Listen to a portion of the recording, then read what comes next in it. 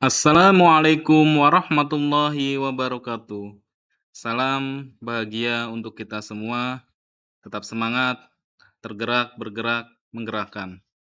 Aksi nyata modul 1.4 Budaya Positif CGP Angkatan 10 SD Negeri Cikandang 2, Kecamatan Kersana, Kabupaten Brebes.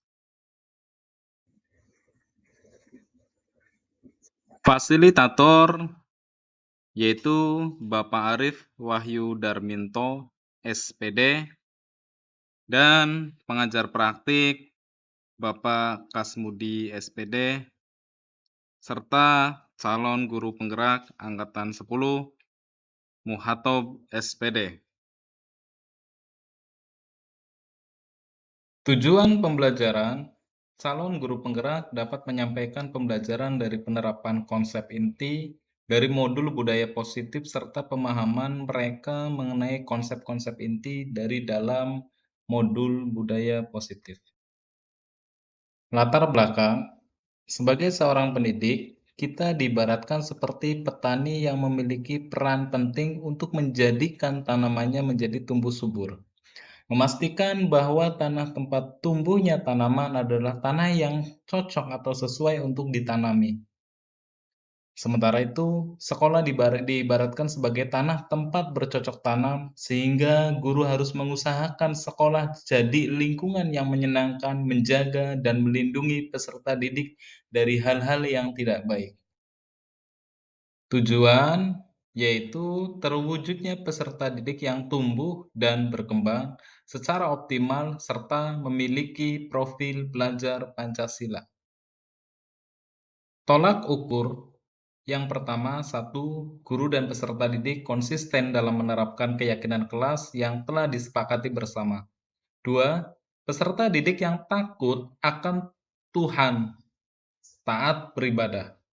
Tiga, peserta didik yang peduli dengan kebersihan lingkungan. Empat, peserta didik yang menghargai diri sendiri dan orang lain. Lima, peserta didik yang dapat bekerja sama dengan baik. Enam, peserta didik yang mandiri. Tujuh, peserta didik yang kreatif dan bernalar kritis. Dan yang kedelapan, peserta didik yang percaya diri. Dukungan yang dibutuhkan oleh calon guru penggerak yaitu dukungan dari kepala sekolah, rekan sejawat, peserta didik, orang tua peserta didik, dan pemangku kepentingan terkait. Berikut lini masa tindakan yang dilakukan yaitu sosialisasi kepada Bapak Ibu guru atau teman sejawat dan sosialisasi kepada peserta didik. Penyebaran pemahaman budaya positif kepada rekan guru dan murid di SD Negeri Cikandang 2. Assalamualaikum warahmatullahi wabarakatuh. Waalaikumsalam warahmatullahi wabarakatuh. Salam sehat untuk kita semua. Semangat dalam melancarkan pendidikan di SD Negeri Cikandang 2. Mari Bapak Ibu semua kita menerapkan disiplin positif di sekolah kita. Untuk lebih singkatnya atau lebih lanjutnya, kita saksikan bersama-sama video disiplin positif.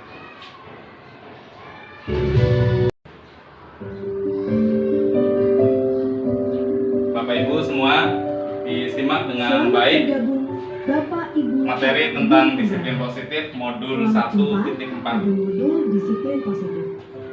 Saya yakin Bapak Ibu yang telah bertahun-tahun mengajar, mendampingi murid-murid bertumbuh dan berkembang, menyadari bahwa belajar adalah kunci dari mengajar. Belajar adalah modal besar pengajar. Bapak Ibu telah memiliki modal utama guru penggerak, yaitu semangat untuk belajar.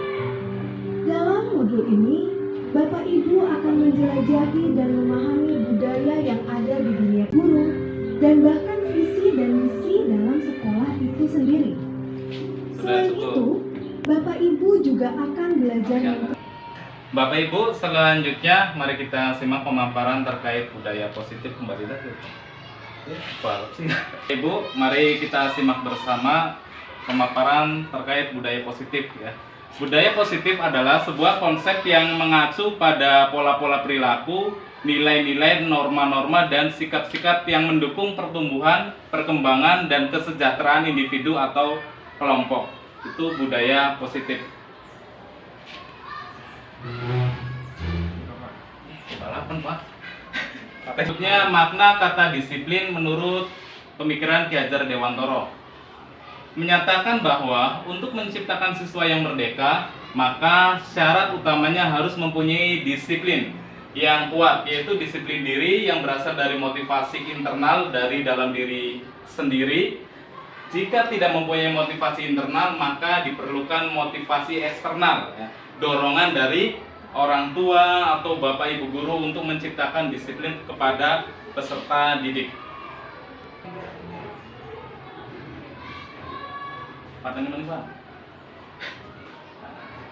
Kemudian tujuan disiplin positif. Bapak Ibu perlu diketahui bahwa tujuan disiplin positif adalah untuk menanamkan motivasi kepada semua siswa kita agar mereka menjadi orang yang mereka inginkan dan menghargai diri sendiri dengan nilai-nilai yang mereka punya. Motivasi ini berasal dari diri siswa internal sehingga akan berdampak jangka panjang dan tidak akan terpengaruh dengan adanya hukuman dan hadiah. Jadi siswa-siswi itu akan melaksanakan disiplin dari dirinya sendiri, bukan karena faktor dan hadiah dari Bapak Ibu. Contoh, Pak Guru memberikan hadiah kepada siswanya apabila siswa tersebut datang terlambat. Hal itu tidak baik untuk dilakukan karena rasa semangat siswa nanti akan berkurang apabila Bapak Ibu guru tidak memberikan hadiah itu. Lanjut, Pak.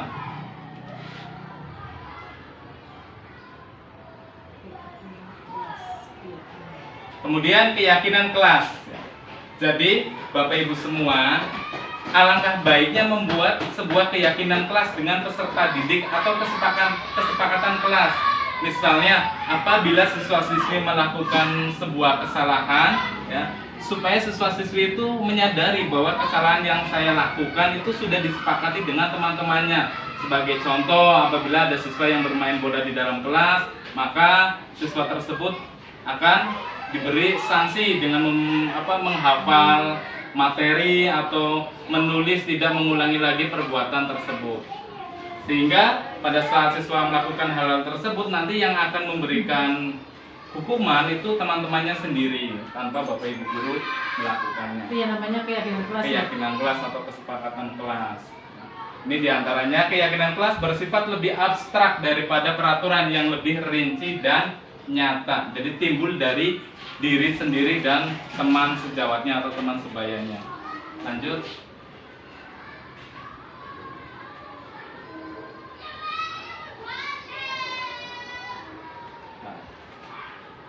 Ini posisi kontrol guru. Nah, ini sangat penting sekali untuk Bapak Ibu guru, bahwa Bapak Ibu guru itu perlu memiliki posisi kontrol guru. Menurut Diana Dawson, terdapat 5 posisi kontrol guru seorang guru terhadap siswanya, yaitu yang pertama penghukum, yang kedua pembuat orang merasa bersalah, yang ketiga teman, yang keempat monitor atau pemantau, dan yang kelima manajer. Coba geser ke teman-teman. Coba saya akan bertanya kepada Bapak Ibu sebelum saya menjelaskan poin-poinnya. Bapak Ibu itu lebih memilih posisi yang mana? Coba Bu Ririn, memilihnya posisi yang mana? Penghukum atau teman atau manajer? Teman. Ibu Tias pilihnya apa? Teman. Ibu pilihnya apa? Manajer atau teman atau pembuat orang merasa bersalah atau penghukum? Sebagai guru, memilih posisi yang mana? Sebagai pemantau. Pemantau. Selanjutnya? Manajer. Penghukum. Penghukum. Ya. Tukang menghukum deh. Ya. Ya, selanjutnya coba Pak diklik Pak. Kejam. Tutup dulu Pak. Penghukum. Di sini seorang penghukum dapat menggunakan hukuman fisik dan verbal. Guru yang menjalankan posisi penghukum akan berkata, patuhi aturan saya atau awas nanti. kamu selalu saja salah.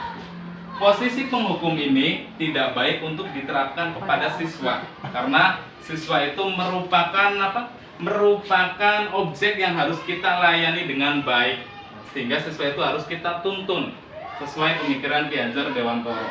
Kemudian membuat orang merasa bersalah. Pada posisi ini biasanya guru akan bersuara lebih lembut, menggunakan keheningan yang membuat siswa menjadi tidak nyaman, bersalah, atau rendah hati. Contoh kata-kata guru dalam posisi ini misalnya, Bapak sangat kecewa dengan kamu. Berapa kali ibu harus memberitahu kamu ya? Salah satu contoh seperti ini, misalnya ada siswa yang tidak mengenakan sabuk ya. Nah, kenapa kamu tidak mengenakan sabuk? Jadi menggunakan kata-kata yang halus dan lembut sehingga siswa tersebut akan timbul rasa bersalahnya sendiri dan akan memperbaiki kesalahannya itu. Jadi tanpa harus diberi hukuman. Selanjutnya Pak, sedikit lagi selesai. Posisi selanjutnya yaitu sebagai teman. Dalam posisi ini guru tidak akan menyakiti murid, tetapi akan selalu berusaha mengontrol siswa melalui persuasi, pendekatan ya. Posisi ini dapat berdampak positif dan negatif. Positif berupa hubungan yang baik antar guru dan siswa. Contoh kata-kata guru yaitu ayo bantulah demi ibu ya. Yang negatifnya, posisi teman adalah bila guru tidak dapat membantu, maka siswa akan kecewa dan berkata, saya pikir Bapak adalah teman saya. Ini posisi sebagai teman. Dan selanjutnya sebagai pemantau atau monitor. Posisi pemantau berdasarkan peraturan-peraturan dan konsekuensi dengan memisahkan hubungan pribadi. Pertanyaan yang bisa diajukan biasanya, peraturannya apa? Apa yang telah kamu lakukan? Itu sebagai pemantau. Jadi pada saat menjumpai siswa melakukan kesalahan, salah satu contoh pertanyaannya seperti itu. Peraturannya apa? Kenapa kamu tidak sesuai? Contohnya ada siswa yang mengenakan seragam tidak sesuai di hari Senin tapi pakainya batik. Jadi bagus ya? Iya. Jadi pemantau. Lanjut. Nah. Sering ngukum puasa. Kayak bersih. Kemudian sebagai manajer ya. Merupakan posisi mentor di mana guru berbuat bersama dengan murid, mengajak siswa mempertanggungjawabkan perilakunya, mendukung siswa menemukan solusi atas permasalahannya sendiri. Murid diajak menganalisis kebutuhan dirinya dan kebutuhan orang lain. Yang terpenting adalah kolaborasi dengan siswa. Kata-kata yang sering dikatakan yaitu apa yang kita yakini, itu keyakinan kelas. Apa yang kamu yakini, itu contoh posisi sebagai manajer. Kemudian tujuan dari 5 posisi kontrol guru terhadap siswa adalah yaitu mencapai posisi manajer, di mana pada posisi ini siswa dapat menjadi pribadi yang mandiri, merdeka dan bertanggung jawab atas segala perilaku dan sikap yang pada akhirnya dapat menciptakan lingkungan yang positif, aman dan nyaman. Berikutnya Pak. Lagi. Selanjutnya yaitu restitusi sebagai sebuah cara menanamkan disiplin positif pada siswa. Segitiga restitusi, klik Pak. Ya, potong sih. Diklik Pak. Ini.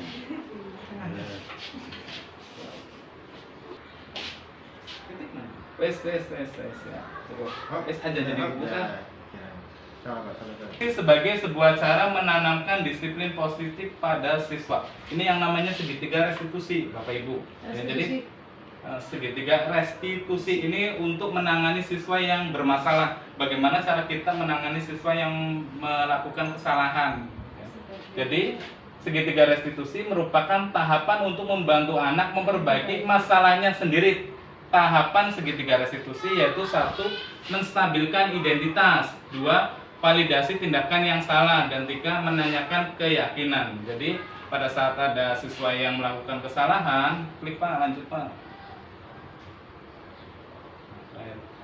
Ya, klik tutup. Jadi ini sebuah contoh tindakan siswa ya pada saat melakukan kesalahan. Jadi siswa itu digali, diidentifikasi terlebih dahulu.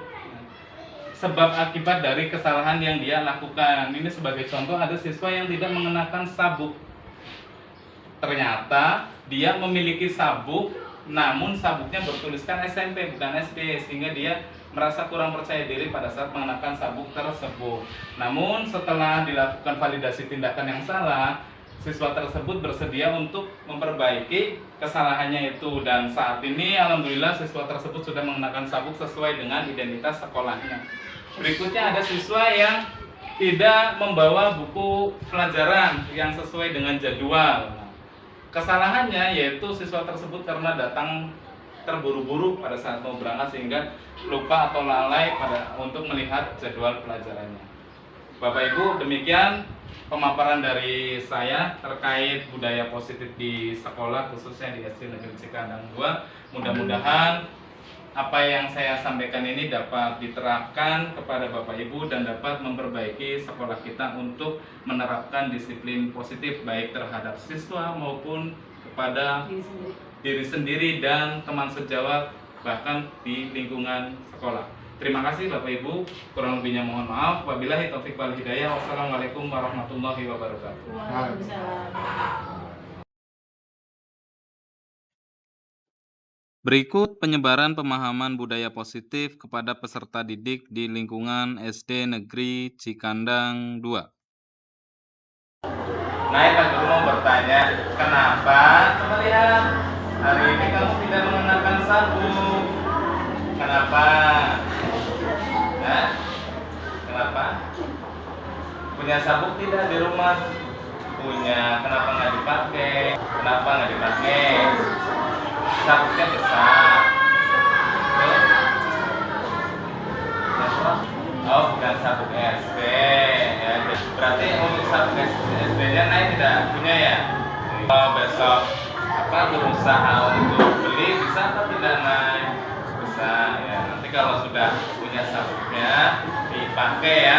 Untuk semuanya juga sama atribut baju ya, baik merah putih, batik dan pramuka, supaya dilengkapi, supaya kalian itu meningkatkan kedisiplinan.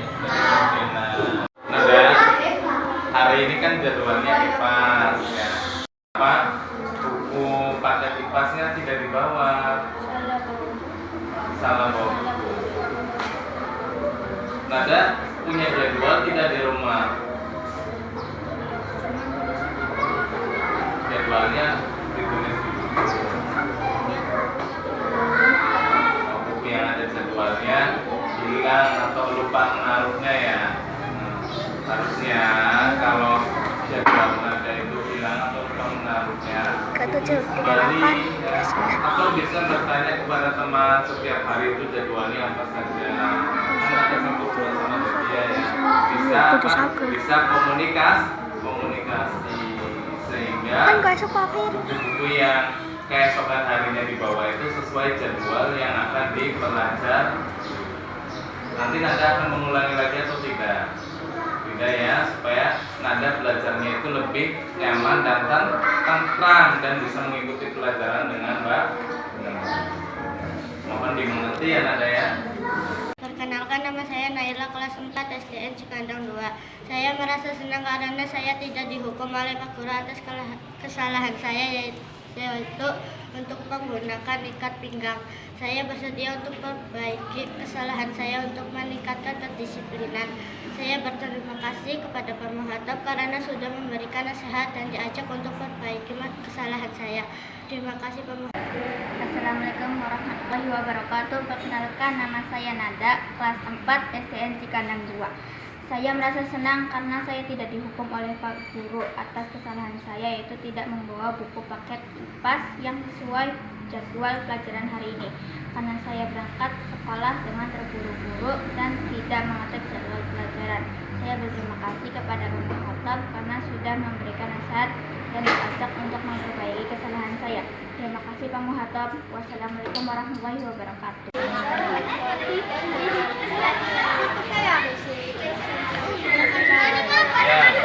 Pemeran. Ya.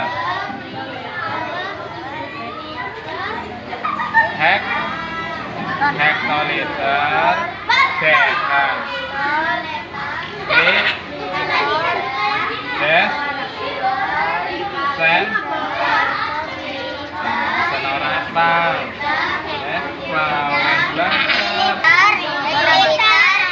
Liter, liter, Des, desiliter, Sen, centiliter, Nih. mililiter. Iya pinter, berarti wis belajar.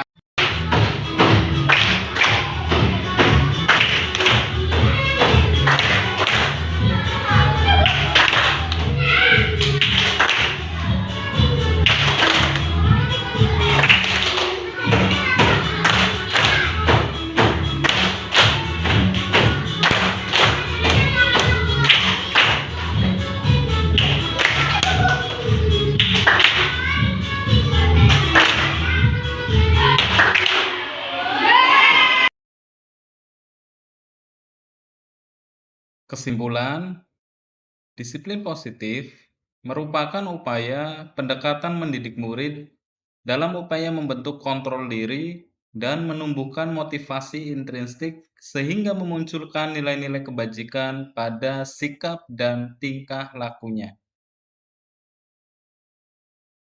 Demikian aksi nyata dari modul 1.4. Terima kasih. Salam guru penggerak, tergerak, bergerak, menggerakkan.